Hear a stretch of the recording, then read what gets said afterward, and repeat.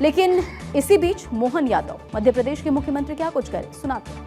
सभी जिलों में जो आपकी छोटी छोटी शिकायतें जनता की होती हैं, उसके लिए भी एआई के उपयोग के विषय में क्या आपने कुछ सोचा है? दूसरी चीज़ कि पर्यटन को आप कह रहे हैं कि पर्यटन को बढ़ावा देने के लिए एआई का उपयोग किया जाएगा, तो उसके बारे में थोड़ा सा और प्रकाश डालें। देखिए, पहले वाले प्रश्न का तो उत्तर आपने ही दे दिया है।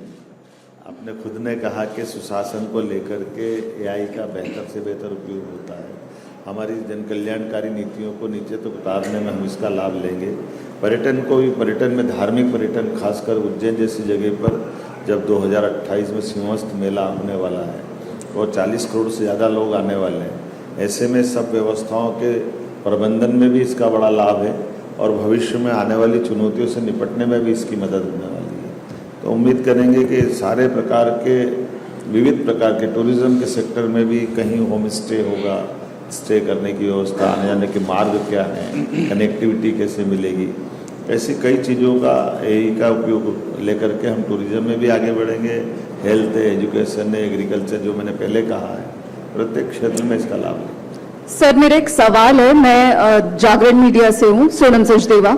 सर, प्रधानमंत्री नरेंद्र मोदी ने सीधे तौर पर यह कहा कि एआई भय नहीं भाग्य है, और लगातार ये सवाल उठ रहे हैं कि एआई से नौकरियां जाने का खतरा है।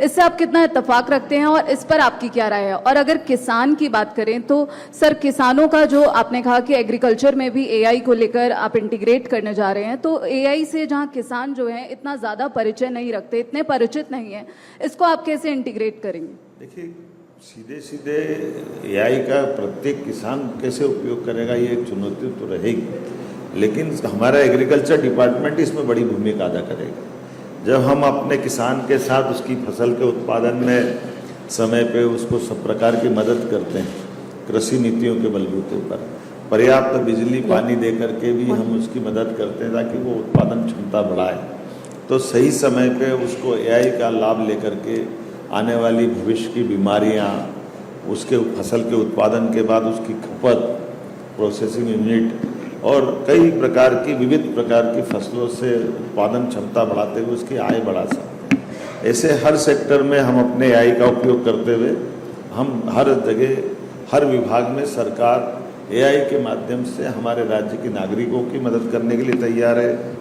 राज्य को आर्थिक रूप से समृद्ध बनाने के लिए संकल्पबद्ध है और उम्मीद कर रहे हैं कि भविष्य में आने वाली चुनौतियों से निपटने में भी उसमें अपनी एक बड़ी भूमिका अदा करके, लेकिन इसका जो मूल वाक्य आपने जो कहा, माननीय प्रधानमंत्री ने कहा, भय से बात नहीं बनने वाली है। भय से निर्भय होकर के आगे बढ़कर चुनौतियों के साथ संभावनाओं पे काम करेंगे तो हमारा राज्य समृद्ध होगा, देश समृद्ध होगा। डॉक्टर साहब नमस्कार। सर, सीएम साहब नमस्कार।